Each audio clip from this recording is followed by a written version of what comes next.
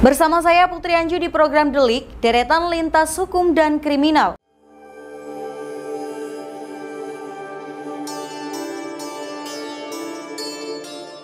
Ketua Komisi Pemberantasan Korupsi Firly Bahuri mengungkapkan, rincian daftar orang-orang yang sudah ditetapkan sebagai tersangka dalam kasus transaksi mencurigakan versi Menko Polhukam, Mahfud MD senilai 349 triliun rupiah. Dalam kasus ini, KPK kebagian jatah penelusuran laporan kasus transaksi mencurigakan di Kementerian Keuangan sebanyak 33 laporan hasil analisis PPATK yang ditindaklanjuti KPK.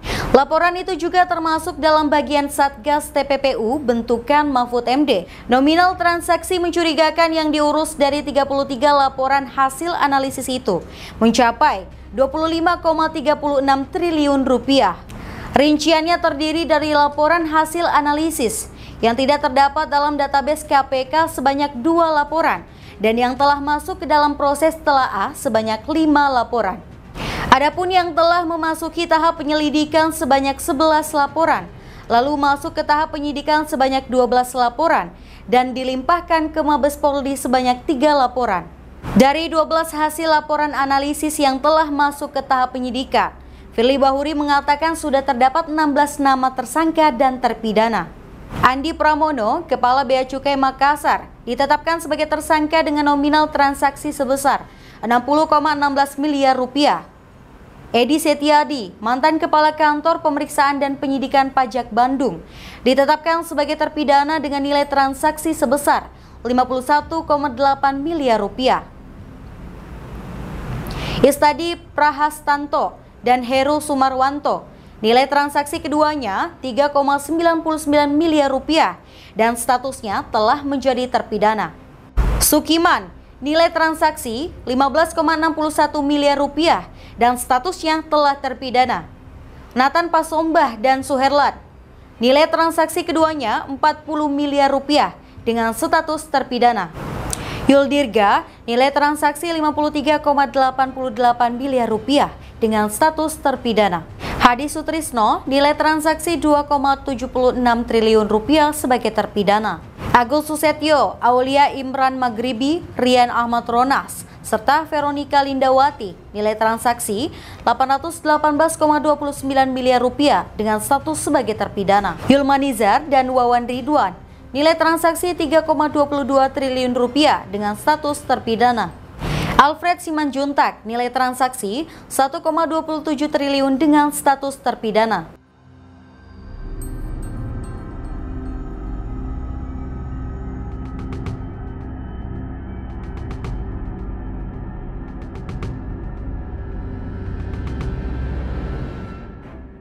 Di berita kedua ini, kita masih membahas kasus korupsi yang menjerat kepala daerah, di mana tersangka baru pada kasus korupsi ex-Bupati Penajam Pasir Utara.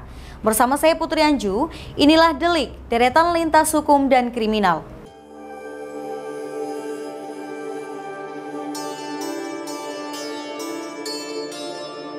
Komisi Pemberantasan Korupsi menetapkan 3 tersangka baru pada kasus korupsi ex-Bupati Penajam Pasir Utara Abdul Ghafur Mas'ud. Ketiga tersangka baru tersebut adalah petinggi di badan usaha milik daerah di Kabupaten Penajam Pasir Utara. Wakil Ketua KPK Alexander Marwata mengatakan, penetapan tersangka merupakan pengembangan perkara dari kasus suap proyek yang sudah menjerat Abdul Ghafur lebih dahulu. Dari pengembangan itu, KPK menduga terjadi tindak pidana korupsi lainnya, yakni perbuatan merugikan keuangan negara dalam penyertaan modal di BUMD Penajam Pasir. Dalam perkara itu, KPK sudah menetapkan Abdul Ghafur menjadi tersangka.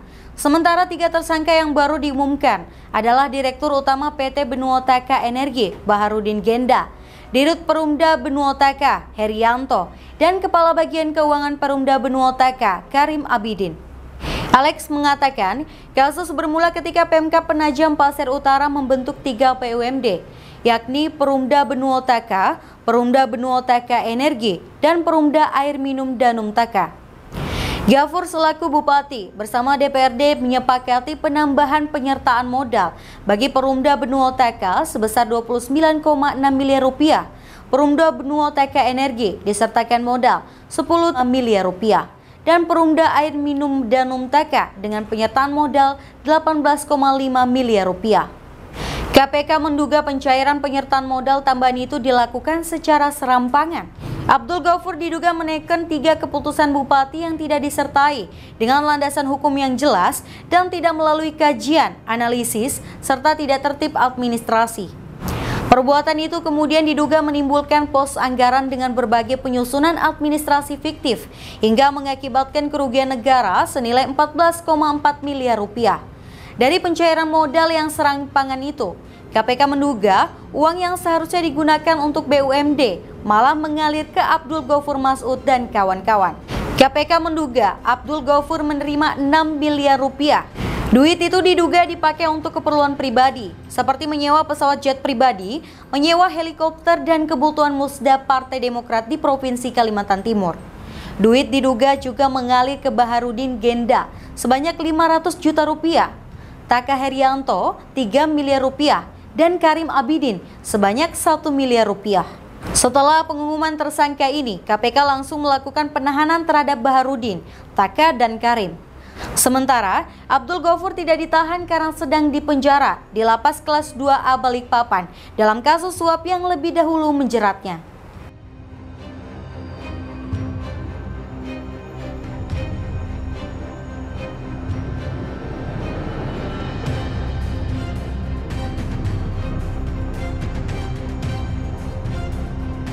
Di berita ketiga ini, kita akan membahas Satgas BLBI baru kumpulkan 30 triliun rupiah dari target 110 triliun rupiah kerugian negara. Bersama saya Putri Anju di program Delik, deretan lintas hukum dan kriminal.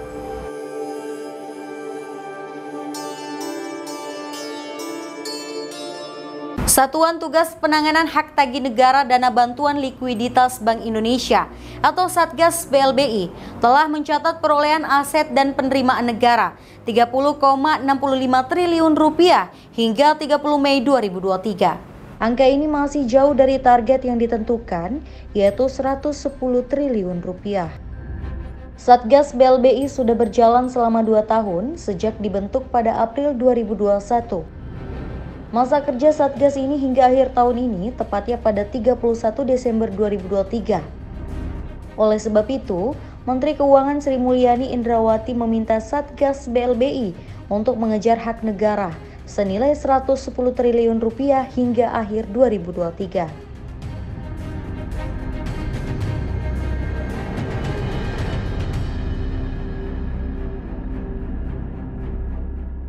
Kini, Satgas BLBI memiliki waktu sekitar 6 bulan untuk mengejar sisi hak tagih negara hingga akhir 2023.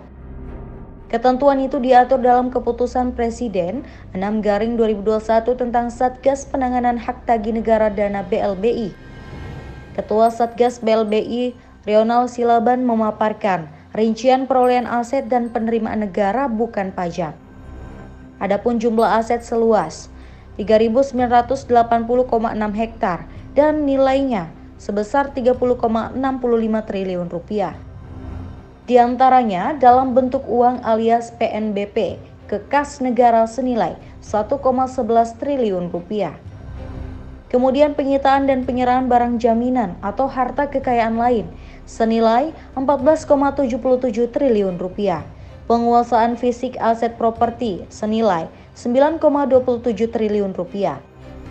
Berikutnya, penanganan dengan cara penyerahan aset kepada kementerian atau lembaga dan Pemda dengan nominal 3 triliun rupiah, serta penyertaan modal negara atau PMN non-tunai sejumlah 2,4 triliun rupiah.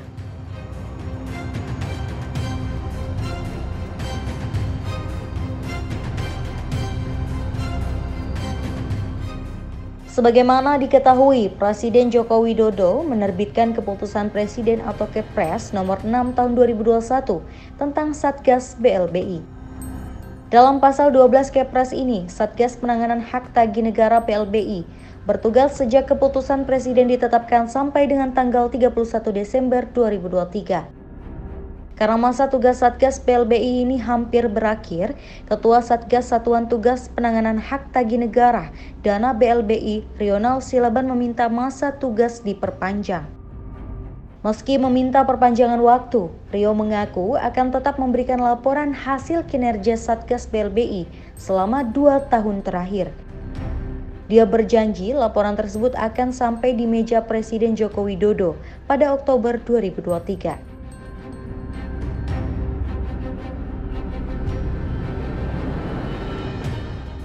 Kasus BLBI lahir dari dampak krisis moneter yang terjadi pada 1998. Bermula dari upaya pemerintah menyelamatkan perekonomian tanah air dari melemahnya rupiah ke level 15.000 per dolar Amerika kala itu. Pelemahan mata uang Garuda terhadap greenback secara signifikan menyebabkan aksi penarikan uang berjamaah di bank-bank tanah air pada tahun 1997. Alhasil, tidak butuh waktu lama, likuiditas di perbankan tanah air ikut terkuras dan berujung pada kredit perbankan macet.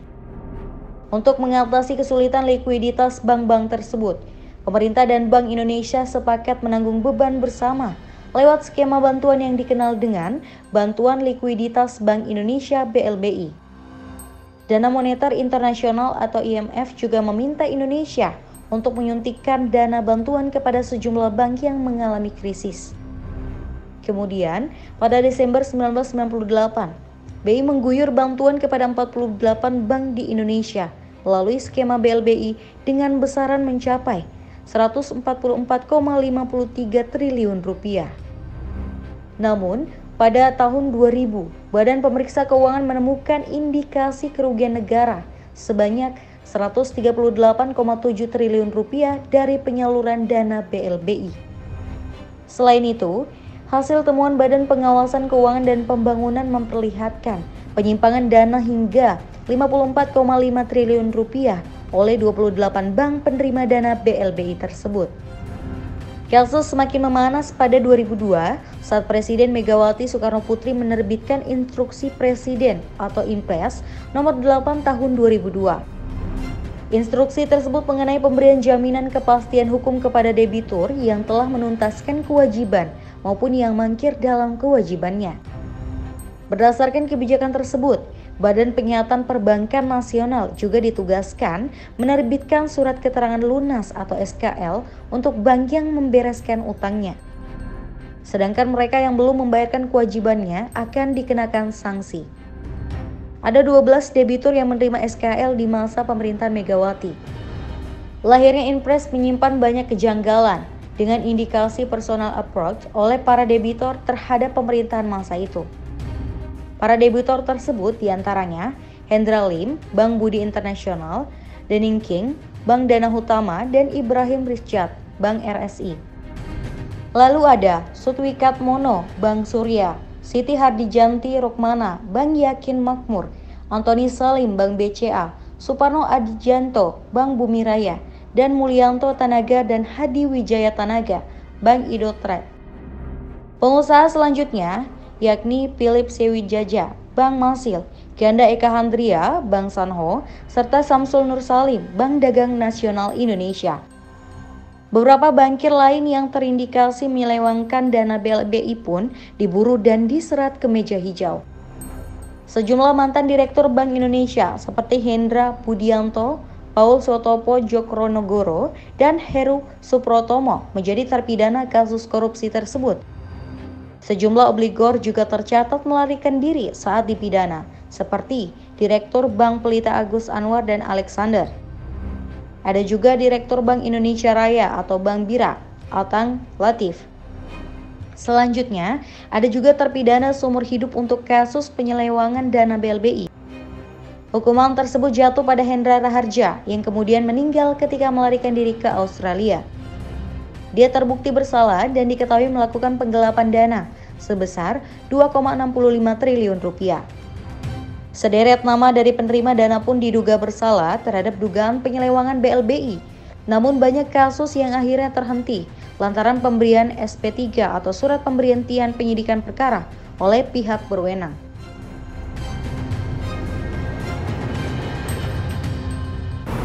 Informasi terakhir di minggu ini, sidang perdana kasus penganiayaan David Ozora, Mario Dandi tak ajukan eksepsi. Bersama saya Putri Anju di program Delik, deretan lintas hukum dan kriminal.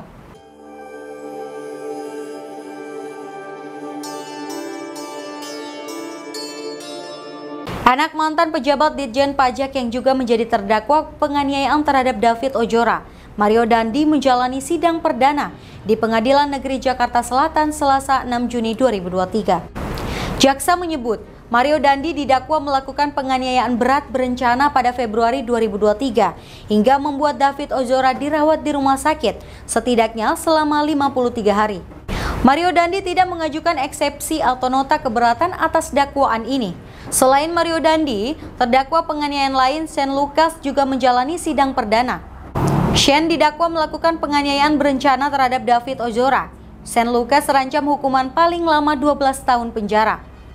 Dalam dakwaan, Shane Lucas disebut turut merencanakan penganiayaan berat bersama dengan Mario Dandi. Shane diduga berperan sebagai perekam tindakan penganiayaan. Jaksa juga menyebut Shane membiarkan tindakan kekerasan Mario kepada David Ozora. Ayah David Ozora yang hadir dalam persidangan juga memaparkan kondisi David Ozora.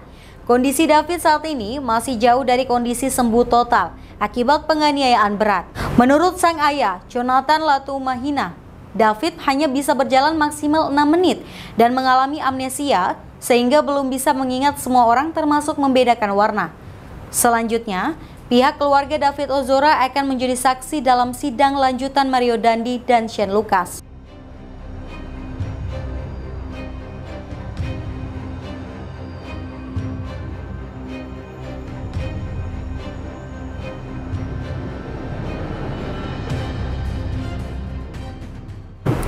Itu tadi informasi penting dan menarik selama sepekan dalam program Delik, deretan lintas hukum dan kriminal. Anda bisa mengakses berita lainnya di web kami di vonis.id dan di channel YouTube kami Vonis Media. Jangan lupa untuk komen, share, like, dan subscribe channel kami. Kami undur diri, sampai jumpa minggu depan.